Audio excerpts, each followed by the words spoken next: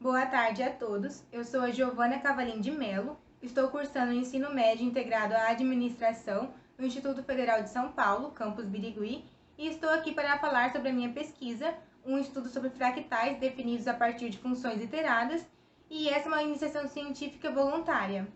Primeiramente, um fractal é todo objeto que ultrapassa a geometria euclidiana, ou seja, que vai além de um quadrado, um círculo, um triângulo e todas aquelas figuras que conhecemos.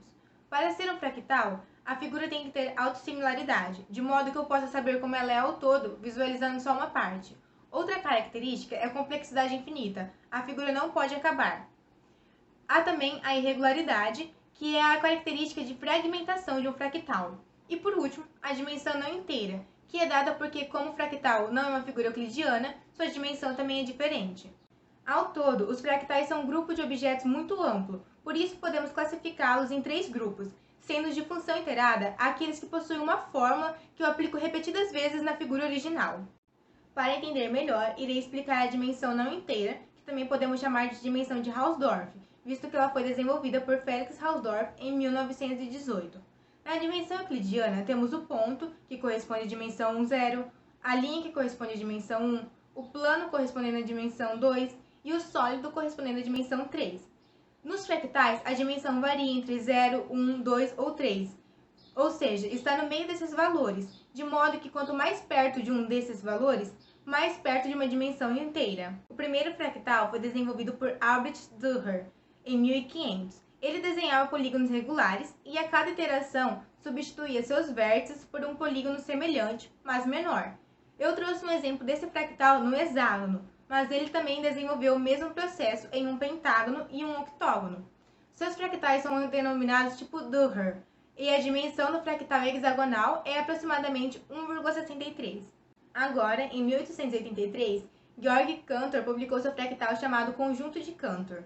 Nele, há inicialmente uma linha que é dividida em 3 partes iguais e retirada central. É um fractal por remoção e tem uma dimensão de aproximadamente 0,63. Em 1890, Giuseppe Peano publicou a curva de Peano, cuja iteração é dividir uma linha em 3 partes e na central adicionar um quadrado na parte superior e na inferior. Esse é um fractal por fronteira, visto que ele tem que sempre aumentar seu perímetro. Sua dimensão é igual a 2, pois ele foi desenvolvido com a ideia de que no infinito cobriria toda a superfície quadrada. Em 1904, Niels Koch publica a curva de Koch, um fractal por fronteira, onde a ideia inicial é composta por um segmento dividido em 3 partes e na central é desenhado um triângulo equilátero sem base. A ideia evoluiu e também foi transformada no floco de neve de Koch, que segue a mesma iteração. A curva de Koch possui dimensão igual a 1,26.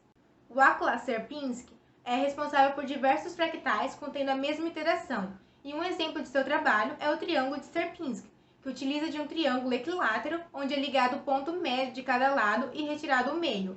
É um fractal por remoção, com dimensão de 1,58. Em 1921, Carl Menger utiliza da ideia de Sierpiński e desenvolve a esponja de Menger, que utiliza a mesma iteração num objeto sólido, sendo esse um fractal por remoção, com dimensão igual a 2,72. Em 1975, o matemático Benoit Mandelbrot utiliza dos trabalhos citados anteriormente e alguns fenômenos naturais para desenvolver seu próprio trabalho, agrupando todas as informações sobre fractais e dando início à geometria fractal, que é uma área da matemática destinada a descobrir formas em que o estudo ligado aos fractais podem ser aplicados em outras áreas do conhecimento. Mandelbrot também desenvolveu seu próprio fractal, que pertence ao grupo dos fractais definidos por relação de recorrência, que assim como outros, não foram citados aqui, mas serão estudados posteriormente. E é esse o meu trabalho. Eu agradeço pela atenção e pela oportunidade proporcionada pelo CONICT. Até mais!